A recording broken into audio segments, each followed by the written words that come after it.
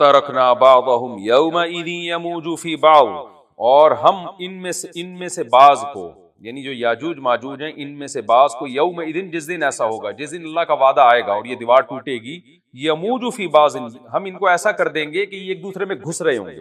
یہ مضمون احادیث میں آیا ہے، دیکھیں قرآن میں اور احادیث صحیحہ میں جو یاجوج ماجوج اور اس دیوار کا ہمیں ملتا ہے نا، میں صرف اس کو آپ کے سامنے بیان کروں گا، باقی اس بارے میں ڈیٹیل میں آپ جائیں گے تو بہت کچھ آپ کو انٹرنیٹ پہ بھی مل جائے گا، مفسرین کی کتابوں میں بھی مل جائے گا، اور لوگوں کی اپنی اپنی تحقیقات ہیں، اپنے اپنے تبصرے ہیں، نہ میں ان تبصروں کو صحیح کہہ رہا ہوں نہ غلط کہہ رہا ہوں، کتابیں بھری ہوئی ہیں، وہ آپ جائیں پڑھیں اس کو، لیکن جتنی بات قرآن سے اور صحیح احادیث سے یاجوج ماجوج کے بارے میں ثابت ہوتی ہے، میں صرف اس کو آپ کے سامنے ابھی پیش کر رہا ہوں۔ پہلا عقیدہ تو یہ ثابت ہوتا ہے کہ یاجوج ماجوج ایک قوم ہے، انسان ہیں، وہ انسانوں کے علاوہ کوئی الگ مخلوق نہیں ہے، لیکن ہیں بڑے فسادی۔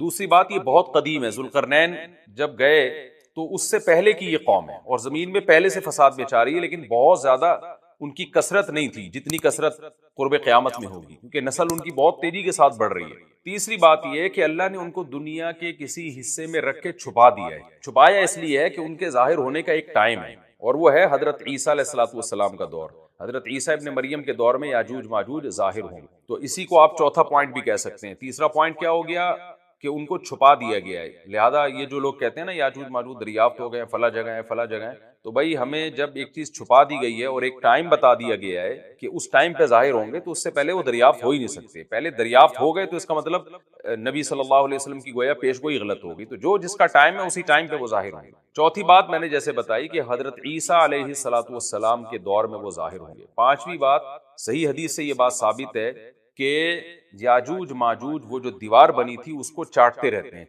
ہیں، ختم کرتے ہیں۔ اب چاٹنا کا جو لفظ حدیث میں ہے اس سے مراد زبان سے چاٹنا بھی ہو سکتا ہے، اور یہ کنایا بھی ہو سکتا ہے کہ اس کو ختم کرنے کی کوشش میں لگے ہوئے ہیں۔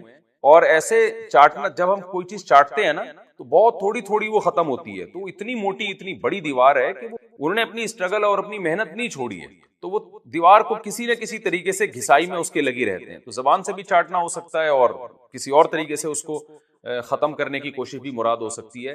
اور حدیث میں آتا ہے کہ ایک دن آئے گا وہ جب ختم ہونے والی ہوتی ہے نا، تو وہ کہتے ہیں کہ ہم کل اس کو دوبارہ شروع کریں گے اور کل ہم اس کو ختم کر دیں گے، لیکن وہ اللہ تعالیٰ اپنی قدرت سے دوبارہ اس دیوار کو اتنا ہی موٹا کر دیتے ہیں جتنا ذوالقرنین نے کیا۔ تو قرب قیامت میں جب حضرت عیسیٰ علیہ السلام کا ظہور ہوگا تو وہ یہ کہیں گے ہم انشاءاللہ اس کو کل ختم کریں گے۔ تو انشاءاللہ کا لفظ جب استعمال کریں گے، کیونکہ وہ قوم ہے کافر، وہ اللہ پہ اعتماد کرنا، اللہ پہ توکل کرنا یہ چیز نہیں، جیسے کافر تو نہیں کہے گا نا اللہ نے چاہا تو وہ اللہ پہ یقین نہیں رکھتے، تو وہ جب اللہ کا نام لیں گے اور کہیں گے کہ اللہ نے چاہا تو ہم اس کو کل ختم کر دیں گے، تو پھر اسلام کی وجہ سے وہ دیوار ختم ہو جائے گی۔ اس کی مثال ایسے جیسے حدیث میں آتا ہے، پچھلی قوموں میں ایک نوجوان تھا جو جادوگر کے پاس بھی جاتا تھا اور راہب کے پاس بھی جاتا تھا، جس کا سورہ بروج میں تذکرہ ہے والسماء ذات تو جب وہ نوجوان پکڑا گیا، وہ مسلمان ہو گیا تھا، بادشاہ نے اس کو بھیجا تھا جادوگر کے پاس کہ جادو سیکھے،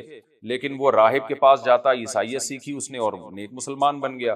تو بادشاہ نے اس کو قتل کرنے کی حتی الامکان کوشش کی، مگر وہ قتل نہیں ہو پا رہا تھا۔ بادشاہ اس نے اس کو پہاڑ پہ بھیجا اپنے سپاہیوں کو لے کے کہ پہاڑ سے لے جا کے اس کو گرا دو، لیکن اللہ نے مدد کی کہ وہ سپاہی گر گئے، یہ بچ گیا۔ بادشاہ نے حکم دیا اس کو سمندر میں لے جا کے غرق کر دو، وہ سارے سپاہی غرق ہو گئے، یہ بچ گیا۔ تو کسی بھی طرح سے اس کی قتل کی کوششیں کامیاب نہیں ہو رہی تھی، تو اس نے بادشاہ سے کہا کہ تو اگر مجھے قتل کرنا چاہتا ہے نا تو چوک پہ کھڑا کر کے تیر مجھے مار اور کہے کہ بسم اللہ وربی ھذا الغلام، اس نوجوان کے رب کے نام سے میں اس کو قتل کرتا ہوں، تو اللہ کا نام لے کے مجھے مارے گا تو میں قتل ہو جاؤں گا۔ نوجوان یہ قربانی اس لیے دے رہا تھا کہ بادشاہ جب پوری پبلک کے سامنے اللہ کا نام لے گا تو لوگوں کو یقین آ جائے گا کہ بھئی اللہ کا نام لینے سے تو کام ہو گیا، اور اللہ کا نام لیے بغیر کام نہیں ہو رہا تھا۔ تو جو بادشاہ اللہ کو مانتا نہیں تھا آج اس کو بھی اللہ کا نام لینا پڑا ہے۔ تو نوجوان نے یہ قربانی اس لیے دی کہ بادشاہ جب اللہ کا نام لے گا لوگوں کو اللہ کی ذات پہ یقین آئے گا اور لوگ مسلمان ہو جائیں گے، عیسائیت کو قبول کر لیں گے۔ تو اس نوجوان نے یہ قربانی دی اور بادشاہ نے اللہ کا نام لے کے جب تیر مارا تو وہ نوجوان شہید ہو گیا، اور لیکن پورا ملک مسلمان ہو گیا، عیسائیت قبول کر لی۔ اور سورہ بروج میں پھر اللہ نے ان کا تبصرہ کیا، ان کا واقعہ بیان کیا ان کے بارے میں کہ کیسے بادشاہ نے خندقیں کھود کھود کے پوری قوم کو جو ہے وہ جو دین سے پیچھے نہیں ہٹے ان کو کس طرح سے آگ میں پھینک دیا۔ تو اس سے پتہ چلتا ہے کہ کافر بھی بعض دفعہ جب اللہ کا نام لیتا ہے نا تو دنیاوی فائدہ ہو جائے، تو یاجوج ماجوج بھی تنگ آ کر پھر اللہ کا نام لیں گے اور کہیں گے اللہ نے چاہا تو ہم اس دیوار کو کل ختم کر دیں گے، اور بالآخر وہ دیوار ختم ہو جائے گی۔ پھر قرآن کے الفاظ ہیں آگے کہ جب یہ دیوار ختم ہوگی وَتَرَكْنَا بَعْضَهُمْ يَوْمَئِذٍ، اچھا ہاں میں بتا رہا تھا کہ حدیث سے کیا پوائنٹ پتہ چلتے ہیں، تو یہ 5 پوائنٹ ہو گئے۔ چھٹا پوائنٹ یہ کہ حضرت عیسیٰ ہی کے دور میں یہ کسی وبا کے ذریعے ہلاک ہو جائیں۔ حضرت عیسیٰ علیہ الصلوۃ والسلام اتنے زیادہ ہوں گے کہ ان سے لڑنا ممکن نہیں ہوگا، جیسے کہ قرآن میں بھی آ رہا ہے وَتَرَكْنَا بَعْضَهُمْ يَوْمَئِذٍ يَمُوجُ فِي بَعْضٍ، ہم ان میں سے بعض کو بعض کے اندر گھسا دیں گے، اتنی کثرت سے ایک دوسرے میں، اب آبادی کی کثرت بہت ہوگی، ان کی گھسے ہوئے ہوں گے ایک دوسرے میں، یہ جیسے چیونٹی اور مکوڑے ہوتے ہیں، تو ان سے لڑنا ممکن نہیں ہوگا۔ تو حضرت عیسیٰ علیہ الصلوۃ والسلام لوگوں کو لے کے کوہ طور پہ چلے جائیں گے اور باقی مسلمان وہ اپنے اپنے گھروں کے اندر بند ہو جائیں گے، اور پھر اللہ کی طرف سے ایک وبا آئے گی اور اس وبا میں یہ سارے کے سارے ہلاک ہو جائیں گے، اور پھر جب ہلاک ہو جائیں گے تو اتنی زیادہ ان کی لاشیں زمین پہ ہوں گی، اتنی زیادہ کہ انسانی آبادی ان کی لاشوں سے متعفن ہونا اور بیمار ہونا شروع ہو جائے گی، ان کی لاشوں سے بدبو اٹھے گی، اور ظاہر ہے انسان ہوں گے یہ، تو اس کی وجہ سے جو زمین کا ماحول خراب ہوگا۔ پھر حضرت عیسیٰ علیہ الصلوۃ والسلام اللہ سے دعا مانگیں گے کہ اللہ تعالیٰ ان کو کسی طرح ٹھکانے لگائے، کوئی انتظام کرے۔ پھر حدیث میں آتا ہے بارشیں ہوں گی اور سیلاب آئیں گے اور ان کی لاشیں بہہ بہہ کے پانیوں میں جا کے سمندروں میں جا کے ختم ہو جائیں، اللہ تعالیٰ ان کو اس طرح سے ٹھکانے لگائے۔ تو یہ یہاں تک جتنے بھی مضامین ہیں یہ صحیح احادیث سے ثابت ہیں۔ تو قرآن کہتا ہے وَتَرَكْنَا بَعْضَهُمْ يَوْمَئِذٍ يَمُوجُ فِي بَعْضٍ، ہم ان میں سے بعض کو بعض میں چھوڑ دیں گے، بہت کثرت ہوگی۔ وَنُفِخَ فِي الصُّورِ، اور پھر سور پھونکا جائے گا۔ قرآن میں تو یہ کہ سور پھونکا جائے گا ایسے لگ رہا ہے جیسے فوراً پھونکا جائے گا، مگر احادیث میں تفسیر ہے کہ فوراً نہیں پھونکا جائے گا۔ یاجوج ماجوج قیامت کی نشانیوں میں سے ایک بہت بڑی نشانی ہوگی، یعنی یہ اس بات کی علامت ہوگی کہ اب قیامت بہت قریب ہے۔ تو حضرت عیسیٰ ابن مریم علیہ السلام جب نازل ہوں گے، میں تھوڑی سی ترتیب بیان کر دیتا ہوں کہ جو کیونکہ بات یاجوج ماجوج کی چل رہی ہے تو اس سے منسلک جو واقعات ہیں جو اس دور میں ہوں گے وہ بھی میں اسی لیکچر کے ضمن میں بیان کر دیتا ہوں۔ ہمیں صحیح حدیث سے یہ پتہ چلتا ہے، کہ قرب قیامت میں جب مسلمان بہت قسمہ پرسی میں ہوں گے تو خراسان سے لشکر اٹھے گا۔ خراسان یہ افغانستان اور ایران کا حصہ، اس علاقے کو نبی صلی اللہ علیہ وسلم کے دور میں خراسان کہا جاتا ہے، جس میں قندھار بھی آتا ہے، ایران کا بھی حصہ آتا ہے۔ تو یہاں سے لشکر اٹھے گا، مجاہدین لڑیں گے بہت بڑی تعداد میں، دنیا میں جہاد ہوگا، مسلمان ظلم کی چکی میں پس کے تنگ آ چکے ہوں گے، اور لڑتے لڑتے حدیث میں آتا ہے اتنی بڑی بڑی لڑائیاں ہوں گی کہ 1/3 مسلمان شہید ہو جائیں گے اس میں، 1/3 مجاہدین جو لڑنے والے ہوں گے، اور 1/3 جو ہوں گے وہ میدان جنگ سے بھاگ جائیں گے، اور 1/3 کو اللہ فتح عطا فرمائے۔ تو جو 1/3 میدان جنگ سے بھاگ جائیں گے، نبی صلی اللہ علیہ وسلم نے فرمایا ان کی توبہ کبھی قبول نہیں۔ جو 1/3 شہید ہو جائیں گے وہ افضل ترین شہداء ہوں گے اس وقت کے، اور 1/3 کو اللہ تعالیٰ غلبہ عطا فرمائیں گے۔ ایک واقعہ تو ہمیں قرب قیامت میں نبی صلی اللہ علیہ وسلم سے یہ صحیح حدیث۔ دوسرا ہمیں یہ ملتا ہے کہ قرب قیامت ہی میں مسلمان قسمہ پرسی کا شکار ہوں گے تو تلاش کریں گے حضرت مہدی کو، کیونکہ حضرت مہدی وہ شخصیت ہیں جن پہ تمام نیک لوگ جمع ہو جائیں گے اور وہ مسلمانوں کی میدان جنگ میں کمانڈ کریں گے، جہاد میں کمانڈ کریں گے۔ تو ان کو بیت اللہ میں تلاش کیا جائے گا، وہ رسول اللہ صلی اللہ علیہ وسلم کی اولاد میں ہوں گے، اور لوگ ان کو پہچان لیں گے، اہل اللہ پہچان کر ان کو اپنا امیر بنائیں گے، اور ان کی قیادت میں پھر لڑائی اور جہاد شروع ہوگا۔ اور یہ لڑائی جب دمشق میں لڑائی ہو رہی ہوگی تو دمشق میں عصر کی نماز کے وقت حضرت مہدی، میں نے جو یہ کہا کہ دمشق میں لڑائی ہو رہی ہوگی، مقصد یہ نہیں ہے کہ دمشق کوئی میدان جنگ بنا ہوا ہوگا، مقصد یہ ہے کہ وہ مجاہدین کا لشکر دمشق میں ہوگا عصر کی نماز کے وقت، لڑائی چاہے کسی اور میدان میں ہو رہی ہو، لیکن احادیث میں ہمیں دمشق کا تذکرہ ملتا ہے۔ تو دمشق میں حضرت شام کا تذکرہ ملتا ہے، اور جو قرائن ہمیں ملتے ہیں وہ دمشق کی ایک خاص مسجد ہے، وہ مسجد حضرت مفتی تقی عثمانی صاحب اور مفتی رفیع عثمانی صاحب نے اس کو ہائی لائٹ بھی کیا، لیکن وہ یقینی نہیں ہے، خوب سمجھے، انہوں نے اس کا بھی تبصرہ کیا ہے کہ اس کے بارے میں کوئی یقین نہیں ہے۔ تو حضرت مہدی عصر کی نماز پڑھا رہے ہوں گے، لوگ امامت میں آپ کے پیچھے کھڑے ہوں گے، یہاں تک کہ مسجد کے مینار پر، آج بھی وہ مینار موجود ہے جس کے بارے میں غالب گمان ہے کہ یہ وہ مینار ہے جہاں حضرت عیسیٰ علیہ السلام نازل ہوئے، غالب گمان کے درجے میں کہا جا سکتا ہے، ورنہ پھر اسی کے اڑوس پڑوس میں کوئی مسجد ہوگی۔ میرا اگر شام جانا ہوا تو انشاءاللہ میں ارادہ ہے کہ میں ولاگ میں اس مسجد کا بھی تذکرہ کروں گا، اس جگہ کا بھی تذکرہ کروں گا، لیکن میں پہلے یہ بات بتا دوں کہ وہ 100% یقینی نہیں ہے، ایسا نہ ہو کہ اس مسجد کے مینار پہ چڑھ کے لوگ جو ہے وہ اس کے کوئی مینار کو ہی چاٹنا شروع کر دیں تبرک کے طور پہ۔ تو عصر کی نماز کا ٹائم ہوگا، حضرت عیسیٰ ابن مریم علیہ الصلوۃ والسلام فرشتوں کے کندھوں پہ ہاتھ رکھ کے نیچے اتریں گے نماز کے ٹائم پہ، یعنی آسمان سے مینار تک آئیں گے اور پھر مینار سے آپ کے لیے سیڑھیاں لگائی جائیں گی، سیڑھیوں کے ذریعے مینار سے نیچے اتریں گے اور لوگ ان کو پہچان لیں گے۔ حضرت مہدی ان کو امامت کے لیے آگے کریں گے کہ آپ اللہ کے ایک پیغمبر ہیں، آپ نماز پڑھائیے، حضرت عیسیٰ علیہ السلام انہی کو آگے رکھیں گے۔ اور اس طرح کا مفہوم ہے حدیث میں کہ اللہ نے اس کام کے لیے آپ کو ہی منتخب کیا۔ کیا مطلب یہ امامت اس امت کا حق ہے؟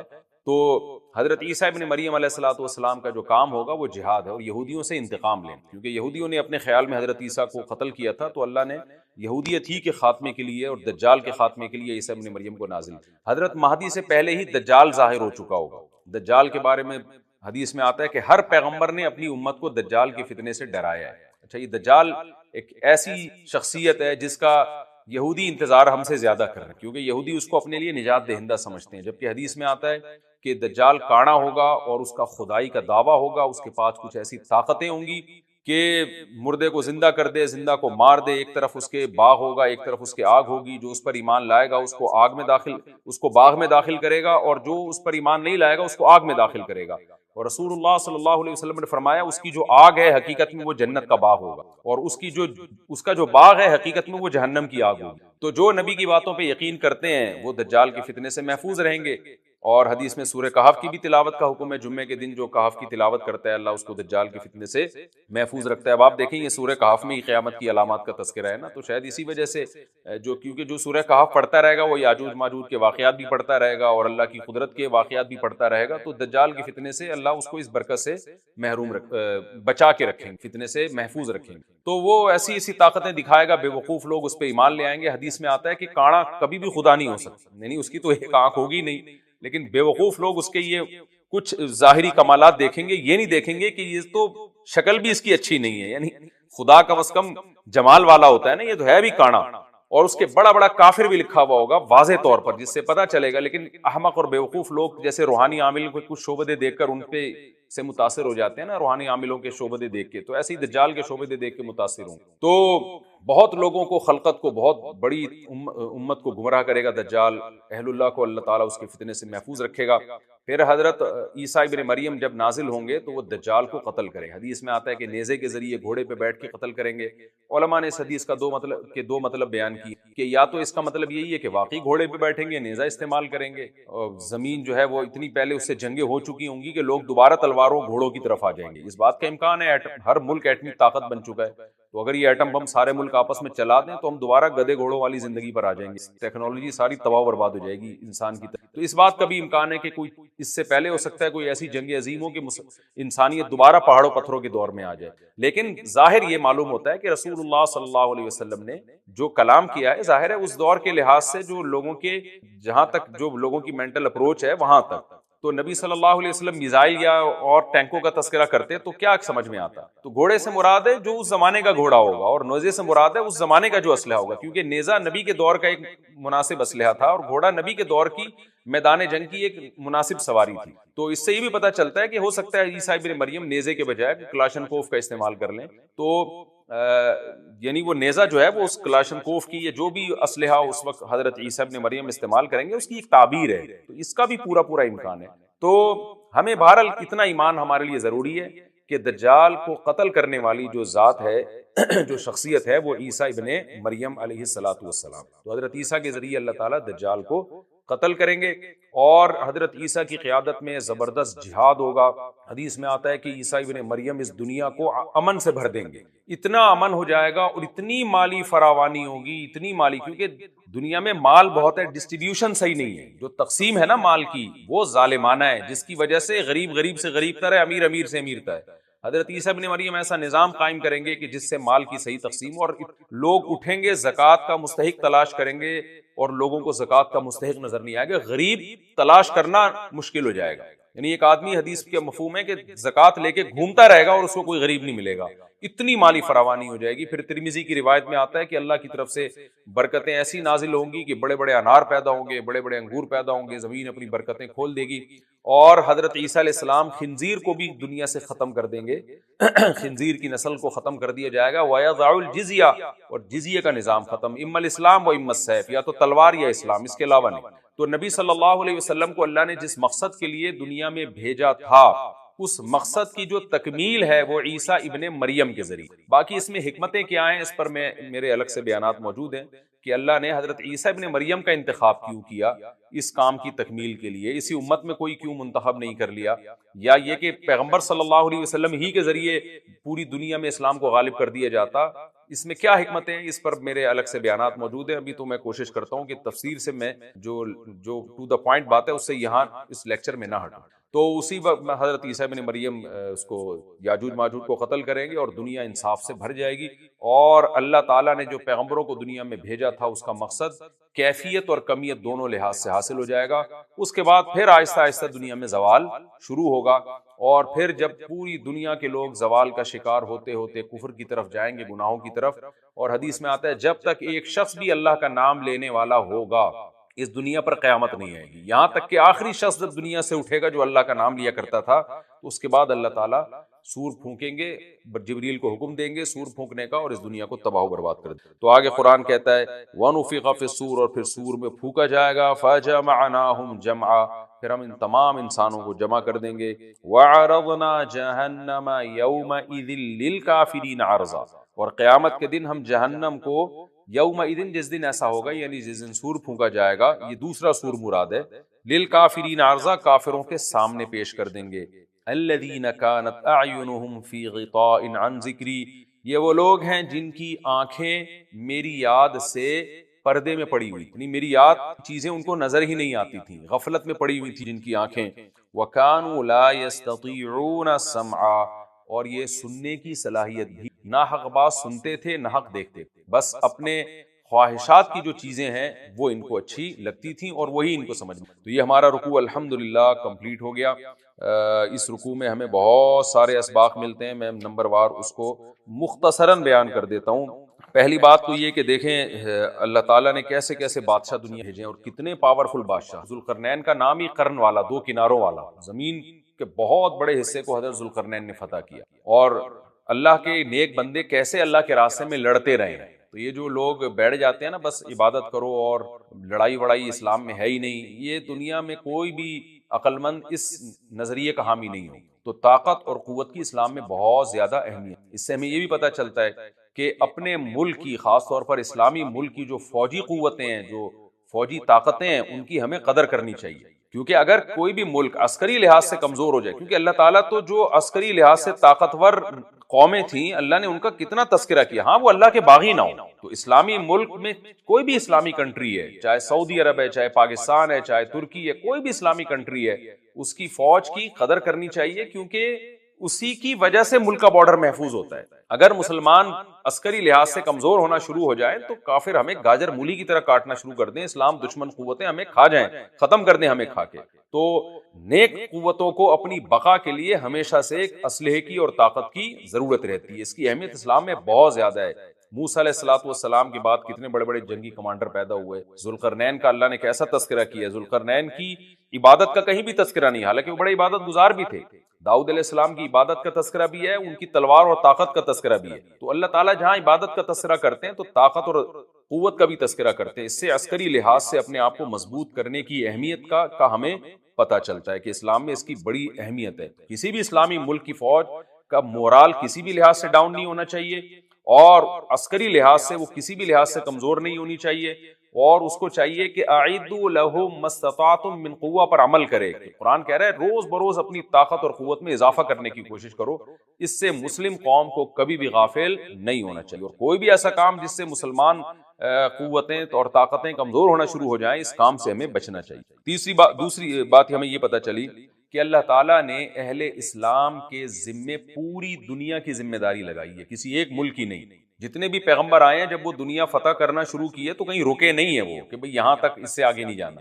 ان کی صلاحیت ہی ختم ہو گئی ہو, وسائل ہی ختم ہو گئے ہو تو الگ بات ہے. تو پوری دنیا ہے جس میں اللہ کے دین کو غالب کرنا ہے. اب اس کا طریقہ کیا ہوگا؟ ظاہر ہے جو جس زمانے میں سوٹیبل طریقہ ہو وہ اختیار کیا جائے گا. تو حضرت ذوالقرنین پہلے انتہائی مشرق کی طرف گئے ہیں جہاں سورج نکلتا ہے، تو وہاں سے جہاں سے آبادی شروع ہو رہی ہے، اور ان کا خیال تھا کہ اب آگے آبادی نہیں ہے، تو پھر جا کے سٹاپ کیا ہے. مغرب میں بھی ایسے ہی، شمال میں بھی ایسے ہی. تو ہمیں جب دیکھتے ہیں کہ جب صحابہ کرام نے دنیا فتح کرنا شروع کیا تو ہمیں مسلمان کمانڈروں میں بھی ایسے واقعات ملتے. وہ علاقے فتح کرتے کرتے سمندر کے کنارے پہنچے اور انہوں نے سمندر کو دیکھ کے کہا کہ تیرے آگے بھی آبادی ہوتی نا تو ہم اللہ کا کلمہ وہاں بھی بلند کرتے. یہ دور تھا مسلمانوں کا، اور یہ عیسیٰ ابن مریم دوبارہ پھر وہی کریں گے، پوری دنیا کو فتح کریں گے. تو حضرت ذوالقرنین کے اس واقعے سے پتہ چلتا ہے کہ پوری دنیا کی ذمہ داری اللہ نے ہمیشہ سے اہل اللہ پہ لگائی ہے، اور وہ پوری دنیا میں اللہ کے دین کو غالب کرنے کی کوشش میں ہمیشہ سے لگے رہے. تیسری بات ہمیں پتہ چلتی ہے کہ اسباب اور وسائل کی اہمیت. حضرت ذوالقرنین نے جب اتنا پہاڑوں کے بیچ میں اتنا یعنی لوہے کی پلیٹیں لگا کے تانبا پگھلا کے آہنی دیوار بنائی ہے تو خوش ہوئے ہیں. ھذا رحمت من ربی، یہ میرے رب کی رحمت ہے. تبھی تو اللہ کا شکر ادا کیا نا، خوشی پہ شکر ادا کیا جاتا ہے. تو اس سے یہ بھی پتہ چلتا ہے کہ سائنس اور ٹیکنالوجی، دیکھیں یہ کام ٹیکنالوجی کے بغیر ممکن نہیں تھا. تبھی تو اس قوم نے کہا نا ذوالقرنین سے کہ ہم پیسے آپ کو دیں گے، لیکن ہمارے پاس وہ وسائل نہیں ہے، وہ ٹیکنالوجی نہیں ہے ہمارے پاس. اور بظاہر ایسا لگتا ہے کہ ان کے پاس لوہا بھی تھا، تانبا بھی تھا، کیونکہ حضرت ذوالقرنین اب یہ تو نہیں ہے نا کہ زمین کے مشرق کی طرف دوبارہ لوہا جمع کرنے گئے ہوں، تو وہیں سے جو کچھ ہوگا نکالا ہوگا. تو وسائل اس قوم کے پاس تھے، ٹیکنالوجی نہیں تھی کہ اس لوہے کو اور اس تانبے کو پگھلا کے دونوں پہاڑوں کے بیچ میں پلیٹیں کیسے بنانی ہیں اور ان کو کیسے ان کے بیچ میں تانبا کر کے کہانی دیوار بنائی. یہ ٹیکنالوجی ان کے پاس نہیں تھی. تو اس سے ہمیں ٹیکنالوجی کی ویلیو کا بھی پتہ چلتا ہے. آج مسلمان اس میں بھی بہت پیچھے چلے جا رہے ہیں اور اس کو مذہب سمجھنا شروع کر دیا ہے. یہ بات بھی غلط ہے.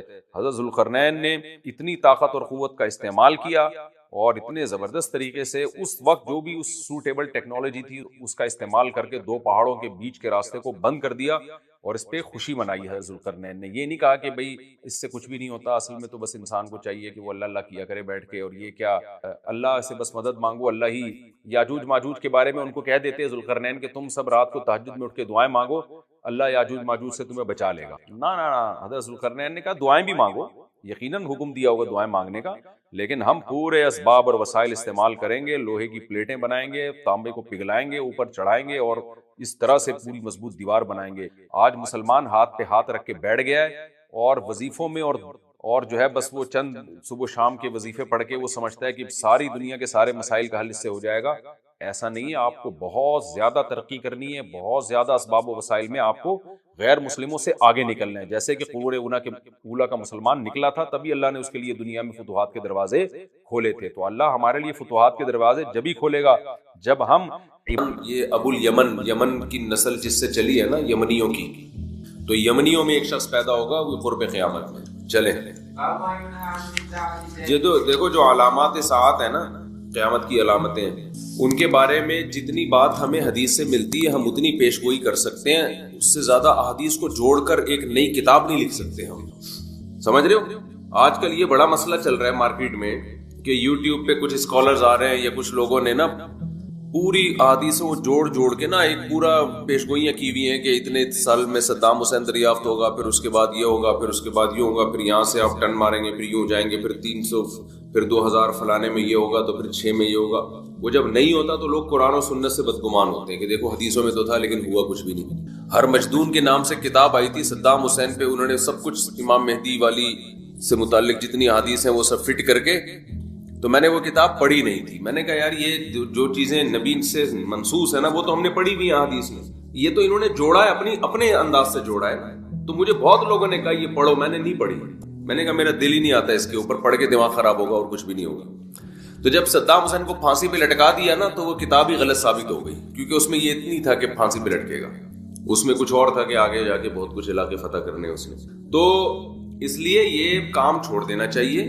جو چیز جتنی مبہم حدیث میں رکھی ہے اس میں کوئی حکمت ہے تو اس کو مبہم طور پر ہی بیان کرنا چاہیے. تو جو ہے جیسے یاجوج ماجوج کا ہے، بس اس کو اجمالی طور پر ہمارا عقیدہ ہے کہ یاجوج ماجوج دنیا میں کہیں ہیں اور ایک نہ ایک دن نکلیں گے. حضرت عیسیٰ علیہ السلام ان کو قتل کریں گے. تو کیا ہیں کہاں ہیں ہمیں معلوم نہیں. حضرت عیسیٰ ابن مریم نازل ہوں گے، ان کے بارے میں اتنی تفصیل سے ہمیں بتا دی گئی ہے. دمشق میں آئیں گے، ٹھیک ہے نا، مسجد کے مینار پہ اتریں گے، یہ بات ہمیں بتا دی گئی ہے. انہی کے دور میں امام مہدی بھی ہوں گے. امام مہدی ان کو نماز کے لیے آگے کریں گے، مگر وہ نماز کے لیے آگے نہیں بڑھیں گے. بس کس سن میں آئیں گے اس کا قرآن و سنت میں کوئی تذکرہ نہیں ملا. آئیں گے دمشق میں, صحیح ہے نا؟ نہیں, میں نے کبھی نہیں کہا 2025 میں. تو وہ یہ سب چیزیں اپنی جگہ ہیں. باقی ہم نے جو فیصلے کرنے علامات ساعت کو دیکھ کے نہیں کرنے, ہم نے موجودہ حالات کو دیکھ کر جو گراؤنڈ ریئلٹی ہمیں جس سمت میں چلنے کا حکم دے رہی ہے ہم نے اس کے حساب سے فیصلے کرنے. سمجھتے ہو کہ نہیں سمجھتے؟ مثال کے طور پر ہوتا ہی کوئی بھی آدمی خروج کرنا شروع کر دیتا ہے اسٹیٹ کے خلاف, یا کہیں بھی کسی ملک میں دھماکے شروع کر دیتا ہے اور کہتا ہے اصل میں خراسان سے ایک لشکر نکلنے والا ہے, حدیث میں آتا ہے, تو میں اس لشکر کے لیے لشکر تیار کر رہا ہوں چھوٹا, تاکہ وہ بڑے لشکر میں ضم ہو جائے. یہ چل رہا ہے مارکیٹ میں. تو بس امام مہدی آنے والے ہیں, تو وہ دیکھو حدیثوں میں تو آتا ہے جب یہ ہوگا تو پھر وہ دیکھو ابھی امام مہدی آنے والے ہیں, ابھی یہ دھماکہ کرنا ہے, ہم نے فلاں جگہ بم رکھنا ہے, تو بھائی لشکر تیار ہو رہا ہے نا, تو خلاف خلیفہ بھی آ رہا ہے, تو ہم امام مہدی کے ساتھ ملیں گے. تو آپ کب آ رہے ہیں بھائی, حدیثوں میں ملتا ہے دیکھو, تو وہ یہ لشکر ہوگا. اور خراسان میں بھی دیکھو بم پھٹائے گا نہیں پھٹا, تو یہ وہی امام مہدی کا لشکر تیار ہو رہا ہے. بھائی ہمیں کیا پتا یہ وہ والا ہے یا وہ والا بم پھٹائے, یا وہ والا جو امام مہدی کے دور میں پھٹے گا وہ بعد میں جا کے پھٹے گا, ہمیں کیا پتا یار. تو وہ جب اللہ نے جو کام کرنا ہے وہ اللہ کو کرنے دو, آپ اپنے حساب سے دیکھ کے چلو گے. سمجھتے ہو؟ تو لوگوں کی صلاحیتوں کو بہت ضائع کیا جاتا ہے. سمجھتے ہو؟ جب وہ ہوگا تو وہ اس کی علامات پوری بتائی گئی ہیں کہ جو ہے نا وہ پتہ چل جائے گا آپ کو. جیسے نبی صلی اللہ علیہ وسلم کی نبوت جب ظاہر ہوئی تو پہلے سے یہود و نصارہ انتظار کر رہے تھے نا نئے نبی کا. تو جب ایک پیغمبر ظاہر ہوئے اور آگے حضرت ابو ذر کا ایمان کا واقعہ آ رہا ہے, کیسے انہوں نے تلاش کیا نبی صلی اللہ علیہ وسلم کو اور علامات دیکھ کر کیسے اندازہ لگایا انہوں نے. تو وہ اللہ تعالیٰ پھر ایسے نہیں رکھتے کہ 2-4 آدمیوں پر, وہ پھر اللہ اس کو منوا کے چھوڑتے ہیں. جب کوئی کسی شخصیت کو اللہ اوپر لانا چاہتے ہیں تو پھر نبی صلی اللہ علیہ وسلم نے جب دعویٰ کیا تو آپ کی دعوت پھیلی ہے, آپ کے معجزے ظاہر ہوئے ہیں, پھر لوگ جوک در جوک ایمان لانا شروع ہوئے. تو حضرت مہدی کا بھی ایسا ہی ہوگا کہ ایسا نہیں ہوگا کہ وہ جناب جب ظاہر ہوں گے تو بس 4 آدمیوں کو پتا ہوگا. جب وہ ظاہر ہوں گے تو اللہ نے ان کے ساتھ اتنے ان کے برحق ہونے کے دلائل رکھے ہوں گے کہ آپ کو کتابوں میں کی ضرورت نہیں رہے گی. وہ اظہر من الشمس, چڑھتے سورج کی طرح ان کے برحق ہونے کے دلائل اللہ ان کے بھی اور عیسیٰ ابن مریم کے بھی قائم کرے گا. یہ خبریں پوری دنیا میں پھیلیں گی, کوئی انکار نہیں کر سکے گا. سمجھتے ہو کہ نہیں سمجھتے؟ تو کیونکہ ان کے ساتھ پھر ساتھ دینا واجب ہوگا نا, تو پھر اللہ اپنے بندوں کو ایسے نہیں, جیسے عیسیٰ علیہ السلام نے جب نبوت کا دعویٰ کیا نا, یا حضرت مریم نے کہا کہ یہ ولد الزنا نہیں ہے معاذ اللہ, تو اللہ میاں نے ایسے ہی نہیں چھوڑ دیا. حضرت عیسیٰ ماں کی گود میں پورے یہودیوں کے مجمع کے سامنے بولے ہیں. وہ تواتر کے ساتھ پھر بنی اسرائیل میں خبر پھیلی ہے کہ بچہ ماں کی گود میں بولا ہے کہ میں انی عبداللہ آتانی الکتاب وجعلنی نبیا. تو اتنا تواتر کہ جس میں جھوٹ کا امکان ہی ختم ہو جائے. ایک آدمی نے نہیں کہا کہ میں نے بچے کو ماں کی گود میں بولتے ہوئے دیکھا ہے. پورے یہود کے بڑے بڑے جتنے بھی علماء صلحاء سارے اس مجمع میں موجود تھے, سب کے سامنے عیسیٰ ابن مریم نے گواہی دی ہے. اور پھر صرف اتنا بھی نہیں, اس کے بعد کنٹینیو مسلسل آپ کی نبوت کی شہادتیں ملتی رہی ہیں ان کو. تو اللہ تعالیٰ پھر تبھی تو دیکھو یہ جو آج یورپ میں اتنا گوروں نے حکومت کی ہے نا اتنی بڑی دنیا پر, تو یہ کیا تھا, یہ عیسائیت کی بیس پہ ریاستیں خلافتیں قائم ہوئی نا. آج جو پورا یورپ ہے, یہاں جب گورے آئے انہوں نے مذہب کو نکال دیا, تو یہ ان کی حکومتیں مذہب کی بیس پہ ہی تو قائم ہوئی تھی کہ پیچھے ایک پیغمبر کا نام استعمال کیا نا انہوں نے, عیسیٰ ابن مریم کا. یار رہنے دو. دیکھو دنیا میں اتنے بڑی پاورفل ریاست قائم کرنا, اس کے لیے ٹھیک ٹھاک قربانی چاہیے. بے تحاشا گاجر مولی کی طرح کٹے ہوں گے. تو اس کٹنے کے پیچھے ایک سچے پیغمبر کی موٹیویشن تو ہو سکتی ہے, بغیر اس موٹیویشن کے کوئی نہیں کٹتا اس طریقے سے. تو یہ عیسیٰ ابن مریم کا نام تھا جس کی بیس پر عیسائیت نے دنیا میں راج کیا ہے, ورنہ یہ نہ بنتا. یہ آج پورا لندن اور یہ فرانس اور یہ جتنے بھی یورپ کے کنٹریز ہیں, اور اس کے لیے تو ہمارے ریاستیں بھی انہی کے ہاتھ میں تھی نا, جتنے پھیلے دنیا میں, ماضی کی بات کر رہا ہوں. تو یہ سارا اس کے پیچھے تو یہ موٹیویشن اتنی بڑی انسانیت کو مل کیسے گئی؟ تو وہ اخبار متواترہ سے ملتی ہے, اخبار آحاد سے نہیں ملتی. یعنی لاکھوں لوگ بیان کر رہے ہوتے ہیں, ہم نے اپنی آنکھوں سے دیکھا ہے حضرت عیسیٰ کی تعلیمات بھی اور ان کی سیرت بھی. اس کے بعد جا کے لوگ, جیسے نبی صلی اللہ علیہ وسلم کا تھا, تو اس کے بعد جب اسلام آیا تو پھر وہ کتنی بڑی بڑی ریاستوں سے تھوڑے تھوڑے مسلمانوں کی جنگیں ہوئی ہیں. تو وہ کیوں فتح ہوئی؟ ان کے پیچھے رسول اللہ صلی اللہ علیہ وسلم کی شخصیت تھی. تو لوگ ان پر ایمان لے کر آئے. تو یہ ایمان اتنا پاورفل تھا کہ یہ 2-4 خبروں والا ایمان نہیں تھا. ہزاروں لوگوں نے آپ کی سیرت کو دیکھا، پھر لاکھوں نے اس کو نقل کیا، تو وہ جو موٹیویشن ملی اس سے پوری یہ پہلے بنو امیہ کی خلافت، اندلس کی خلافت، بنو عباس کی خلافت، پھر خلافت عثمانیہ، یہ ساری چیزیں سمجھتا ہے کہ نہیں سمجھتا؟ اور آج بھی جو جنگیں ہو رہی ہیں، اگر مسلمان زندہ باقی رہ گئے ہیں تھوڑے سے، تو اس کے پیچھے مذہب کی موٹیویشن ہے. تو یہ جعلی چیزوں کی موٹیویشن اتنی پاورفل نہیں ہوتی. بتانے کا مقصد یہ، تو یہ خود یہ جو سب سے پہلے یہودیوں نے دنیا پہ حکومت کی، پھر عیسائیوں نے، پھر اسلام نے، تو ہمیشہ بڑی بڑی ریاستیں آسمانی مذہب ہی کی قائم ہوئی ہیں. تو خود یہ بات بھی آسمانی مذاہب کے سچے ہونے کی دلیل ہے. کسی باطل بیس پر اتنی بڑی ریاستیں قائم ہوتی نہیں ہیں، کیونکہ اس کے لیے ٹھیک ٹھاک قربانی چاہیے. وہ قربانی حب مال اور حب جاہ والے دیتے نہیں ہیں، الا یہ کہ پاور بہت ہو تو پھر دے دیتے ہیں، پھر تو قربانی رہتی نہیں نا. عمرو ابن دینار کہتے ہیں حضرت جابر بن عبداللہ رضی اللہ عنہ کو یہ کہتے ہوئے سنا کہ ہم نے نبی کے ساتھ ایک غزوے میں شریک ہوئے تو مہاجرین میں بھی کچھ لوگ آپ کے ساتھ آ گئے، حتیٰ کثروا، مہاجرین بہت ہو گئے. وکان من المہاجرین الرجل اللعاب، مہاجرین میں ایک شخص تھا جو مزاح بہت کرتا تھا. ان کی عادت کیا تھی؟ مزاح کی. تو انہوں نے کیا کیا؟ فکسا انصاریا، کسی انصاری صحابی کے جو پشت ہے نا اس پہ ہاتھ مارا، کولوں پہ ہاتھ مارا ایسے مذاق میں. ان کو غصہ آ گیا. فغضب الانصاری غضبا شدیدا، بہت سخت غصہ آ گیا انصاری کو. حتی تداعوا، ایک دوسرے کو بلانا شروع کر دیا، بھائی اس نے مجھے تنگ کیا ہے، آئے ہو ادھر اس سے انتقام لیتے ہیں. انہوں نے کہا، جب لڑائی شروع ہوئی تو انصاریوں نے کہا کہ یا الانصار، اے انصاریوں ادھر آ جاؤ، سارے انصاری جمع ہو جائیں، ان سے ہم نے جھگڑا کرنا ہے. تو مہاجر نے کہا کہ اے مہاجروں ادھر آ جاؤ. تو اب یہ قوم پرستی کی جنگ شروع ہو گئی نا. بھائی وہ کہہ رہے ہیں کہ جو بھی انصار ہیں وہ ادھر آ جائیں. مہاجروں نے کہا جو مہاجر ہیں ادھر آ جائیں. نبی صلی اللہ علیہ وسلم نے نکلے تو فرمایا، ما بالو دعوی اہل الجاہلیہ، یہ جاہلیت والے دعوے کا کیا حال ہے، یہ کون سے تم باتیں کر رہے ہو. اب دیکھو یہاں قومیت کا استعمال کس کے لیے ہو رہا ہے؟ لڑوانے کے لیے. یہاں قوم پرستی تعصب ہے، حرام ہے، ناجائز ہے. نبی نے قوموں کے حوالے بھی دیے اور یہاں پر آپ قومیت سے منع کر رہے ہیں. ذرا سی جنگ ہو پنجابیوں میں اور پٹھان، ہم پٹھان ہیں، ہم پنجابی ہیں، اس موقع پہ یہ نعرہ ناجائز اور حرام. اور آج کل یہی چل رہا ہوتا ہے، ہم بھی ہیں، ہم بھی پنجابی ہیں، ہم بھی پٹھان ہیں، ہم بھی مہاجر ہیں. تو ایک دم ایسی جنگ چھڑتی ہے کہ پھر لاشیں اٹھانا مشکل ہو جاتا ہے. ایسا مذاق بھی ٹھیک نہیں ہے. تو بس غلطی ہوئی نا ان سے، تو ان کو تھوڑی پتا تھا کہ یہ ہو جائے گا. تو آپس میں بھی ایسے مذاق نہ کیا کرو بھائی. اچھا بھائی، نبی صلی اللہ علیہ وسلم نکلے، فرمایا فقال النبی صلی اللہ فخرج النبی فقال، بھائی یہ حدیث کل پڑھیں گے استاد جی، آ نہ جائیں، نہیں آئیں گے تو پھر مکمل کر لو. تو میرے بھائی فقال النبی تو نبی صلی اللہ علیہ وسلم نے فرمایا ثم قال ما شانهم، آپ نے فرمایا کیا ہوا ان کو؟ فاخبر بکسعۃ المہاجری الانصاریہ، صحابہ نے بتایا کہ انہوں نے ایسے مذاق کیا تھا. اس کے بعد جنگ شروع. فقال النبی صلی اللہ علیہ وسلم دعوها فانها خبیثہ، آپ نے فرمایا اس نعرے کو چھوڑ دو، یہ خبیث ہے.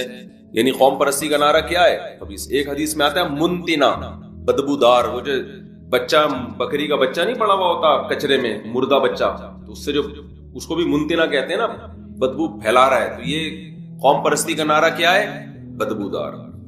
وقال عبداللہ بن ابی بن سلول، عبداللہ بن ابی بن سلول منافق کو موقع مل گیا، یہ خود بھی انصار میں سے تھا. اس کو موقع مل گیا، بھائی اس جنگ کو تھوڑا کیا کرو، تھوڑا بھڑکاؤ یار، آگ لگاؤ، اس میں آگ لگاؤ. اقد تداعوا علینا، انہوں نے کہا تداعوا علینا، انہوں نے کہا اچھا یہ مہاجرین نے ہم پر اپنی قوم کو بلایا ہم سے لڑنے کے لیے. لئن رجعنا الى المدینة لیخرجن الاعز منها الاذل، تو کہنے لگے کہ اچھا ہم نے تو ان لوگوں کو پناہ دی ہے مکہ میں، مدینہ میں، یہ کمزور لوگ تھے، ہم نے مدینہ میں ان کو پناہ دی ہے اور یہ ہم سے لڑنے کی باتیں کر رہے ہیں. ہم واپس جائیں گے تو ہم جو عزت دار لوگ ہیں معاذ اللہ ان رسوا لوگوں کو نکالیں. یہ وہی نعرہ ہے جو ایک سیاسی لیڈر نے نہیں کچھ دن پہلے ایم کیو ایم کے بارے میں لگا دیا تھا کہ یہ ہندوستان سے لٹے پٹے آئے تھے تو ہم جو ہے نا ان کا تو کوئی پرسان حال نہیں تھا. تو اس وقت بڑا کراچی میں پھر فساد شروع ہو گیا تھا. لیکن وہ فساد بھی وہ کیا ہوا، اس کا جملہ اس کی ذات تک تھا نا، اس نے پوری قوم کی نمائندگی میں تو نہیں کہا. فسادی لوگوں نے اس کو پوری قوم کی نمائندگی سمجھ کے پوری قوم کے خلاف تقریریں شروع کر دی.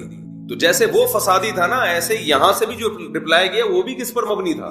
بھائی اس نے پوری قوم کی نمائندگی میں تھوڑی کہا تھا، یہ ایک آدمی کا تھا نا، آپ اس کے خلاف بولتے. لیکن جو رپلائی گیا ہے وہ پوری قوم کے خلاف گیا. تو یہ شرارتی لوگ ہوتے ہیں اور ہم جیسے بے وقوف ان احمقوں کے پیچھے چل رہے ہوتے ہیں کہ ہاں ہمارے لیڈر نے ماشاءاللہ بڑی خاندانی بات کی, ہم سب اس کا ساتھ دیں گے. وہ بھی گدھا تھا جس نے یہ بیان دیا تھا, اور جس نے پوری قوم کو اس بیس پر ریپلائی کیا وہ اس سے بڑا گدھا تھا. تو دونوں گدھے ایک جیسے تھے. تو ہم پڑھے لکھے اگر ہیں تو ہمیں ان گدھوں کو فالو نہیں کرنا. تو عبداللہ بن ابی بن سلول نے فوراً اس سے فائدہ اٹھا کے کہا کہ اچھا یہ لوگ تو کمتر لوگ تھے, ہمارے پاس آئے تھے لٹے پٹے, اور ہم واپس جا کے ان کو نکالیں گے. تو حضرت عمر کھڑے ہو گئے. حضرت عمر نے عرض کیا یا رسول اللہ. حضرت عمر کا وہی سٹائل تھا جو ہمیشہ سے رہا. حضرت عمر نے فرمایا لئن رجعنا, جب اس نے کہا تو حضرت عمر نے فرمایا الا تقتلوا هذا الخبيث. صحیح ہے. اب دیکھو حضرت عمر نے سارے انصار کو برا نہیں کہا, یہ خوب سمجھو. هذا الخبيث خاص اس کی طرف اشارہ کر کے کہ یا رسول اللہ, دو روایتیں, ایک میں کہ آپ اس کو قتل کیوں نہیں کرتے, یا آپ مجھے اجازت دیں میں اس کی گردن اڑا دوں اس کی. یہ نہیں کہا کہ یہ انصار ایسے ہیں, یہ یوں ہیں, تو فلانا ہے, تو ہماری وجہ سے ان کو اسلام ملا ہے اور ہماری وجہ سے ان کو بھی تو فتوحات مل رہی ہیں. تو یہ سب نہیں کہا حضرت عمر نے. حضرت عمر نے خاص اس شخص کے بارے میں کہا کہ یہ فتنہ پھیلا رہا ہے, تو یا رسول اللہ آپ مجھے اجازت دیں میں اس کو قتل کر دوں اور اس خبیث کو قتل کر دوں. تو نبی نے فرمایا لا یتحدث الناس انه كان يقتل اصحابه. نا, اگر ان کو قتل کر دیا, مجھے بھی پتا یہ نالائق شرارتی ہے, تو لوگ کہیں گے اگر میں نے قتل کر دیا, لوگ کہیں گے کہ محمد صلی اللہ علیہ وسلم اپنے ساتھیوں کو بھی قتل کر دیتے. کس قدر بہترین سیاست ہے دیکھو, کہ بھائی جو غیر مسلم ہے نا وہ اپنے آپ کو اسلام میں محفوظ نہیں سمجھیں گے. وہ سمجھیں گے بھائی یہ انہی کا کلمہ پڑھتا ہے, انہی کے ساتھ جنگوں میں گیا ہے, اور کوئی بات پتہ نہیں کیا ہوئی اور گردن اڑا دی تو ہم بھی جائیں گے. تو ایسا نہ ہو بات بات پہ ہماری بھی گردن اڑائی جائے. کتنا بڑا فسادی تھا, لیکن اس کے باوجود آخر دم تک نبی صلی اللہ علیہ وسلم نے اس بیس پہ قتل نہیں کیا کہ قوم پرستی کی جنگ بھی چھڑ سکتی ہے اس سے, اور دوسرا کیا ہوگا کہ جو مشرکین ہیں وہ اسلام میں ان کا داخلہ بھی رک سکتا ہے. تو یہ اس سے پتہ چلتا ہے کہ ہمیشہ جب بھی آپ کوئی فیصلہ کریں تو دو بڑی مصیبتوں میں سے چھوٹی مصیبت کو اختیار کرنا چاہیے. ہمارے ہاں جو جذباتی فیصلے ہوتے ہیں ان میں ہم یہ دیکھتے ہیں کہ یہ کام غلط ہو رہا ہے لہذا اس کو فوراً ٹھیک ہونا چاہیے. یہ نہیں سوچتے کہ اس کو ٹھیک کرنے کے چکر میں 4-6 جو ٹھیک کام ہے وہ بھی الٹے ہو جائیں گے. تو یہ زندگی کے ہر پہلو میں الحمدللہ ہمارا فیصلوں کی بنا یہی ہوتی ہے کہ بس یہ غلط ہے تو اس کو ٹھیک کر دو, جذباتی پن. جیسے میرا ایک بیان ہے کہ فرانس کا بائیکاٹ کرو نا, فرانس کی مصنوعات کا. میں نے پھر اس بیان سے رجوع کیا. استاد صاحب سے میں نے پہلے ایک بیان دیا تھا, فرانس میں گستاخی کے خاکے آئے تھے نا, تو میں نے اس بیان سے میں نے استاد صاحب سے کہا کہ ہم نے فرانس کے تو بائیکاٹ کرنا چاہیے, گستاخی کی ہے انہوں نے وغیرہ وغیرہ, ان کی مصنوعات کا بائیکاٹ کرنا چاہیے. میں نے بیان بھی دے دیا, وہ بیان چل بھی رہے. تو میں نے استاد صاحب سے مشورہ دیا کہ اس کو بائیکاٹ کو ہمیں پھیلانا چاہیے. استاد صاحب نے کہا کہ دیکھو ہم نے فرانس کا بائیکاٹ کیا نا, اتنا بڑا نقصان نہیں ہے. یہ سوچو فرانس نے ہمارا بائیکاٹ کر لیا تو کیا ہوگا. تو مجھے وہ بھینس والا لطیفہ یاد آیا کہ ایک آدمی نے بھینس کو جمال گوٹا کھلانا تھا. جمال گوٹا پائپ کے اندر رکھ کر طریقہ یہ تھا کہ بھینس کے منہ میں پائپ رکھ کے ادھر سے پھونک مارے. تو ہوا یہ کہ یہ اس کے پھونک مارنے سے پہلے بھینس نے پھونک مار دی, وہ سارا جمال گوٹا اس کے پیٹ میں اور یہ مر گیا. تو یہ بھی دیکھو کہ تم بھینس کے منہ میں پائپ رکھ کے پھونک مار رہے ہو, اگر اس نے پھونک ماری تو تم افورڈ کر سکتے ہو کہ نہیں کر سکتے. تو استاد صاحب نے فرمایا کہ یہ جو ہم بائیکاٹ کی مہم چلاتے ہیں اس میں یہ بھی دیکھا جائے گا کہ اگر انہوں نے ہمارا بائیکاٹ کر دیا ہم تو ویسے ہی معاشی بحران کا شکار ہیں. اگر یہ یورپ نے, امریکہ نے, ان لوگوں نے مل کے ہمارا بائیکاٹ کرنا شروع کر دیا تو ہم اس سے بھی جائیں گے جو اس حالت میں. تو استاد صاحب نے فرمایا میں یقینی طور پہ نہیں کہہ رہا کہ اس کے سائیڈ افیکٹ کیا ہیں, لیکن جب تک آپ نے اس کے سائیڈ افیکٹ پہ آپ پوری طرح غور نہ کرو آپ کو بیان داغنے کی اجازت نہیں ہے. اس کے بعد سے میں پھر بیان دے ہی نہیں رہا. یہ بڑی بصیرت کی بات ہے. حضرت نے یہ نہیں فرمایا کہ واقعی بائیکاٹ کرے گا یا بائیکاٹ کرنے کا ہمیں نقصان ہوگا, ہو سکتا ہے کوئی نقصان نہ ہو ہمیں, لیکن کہا کہ جب تک آپ کو نالج نہ ہو نا ان سب چیزوں کی, اتنی اپر لیول پہ جا کے یا ایسے لوگوں میں مل بیٹھ کے کہ حاکم کی مجبوری بھی تو ہو سکتی ہے نا بائیکاٹ. ہم تو کہہ رہے ہیں فرانس کے سفیر کو نکال دو بھائی, آپ اس سیٹ پہ جا کے بیٹھو گے تو آپ کو پتا چلے گا کہ میرے اندر نکالنے کا دم ہے بھی کہ نہیں ہے. نکال دیا تو میں افورڈ کر سکتا ہوں کہ نہیں کر سکتا.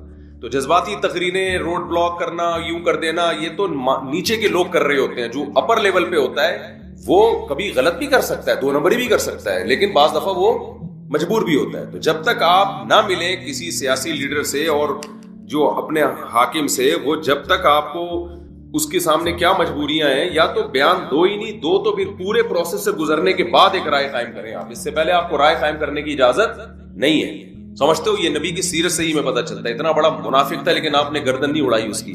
اس لیے کہ جو امیج دنیا میں جاتا وہ امیج اچھا نہیں جاتا. کس کو دنیا میں بتاتے کہ بھئی یہ منافق تھا, یہ 2 نمبر تھا, تو یہ تو اس کو ایکسپلین کرنا اچھا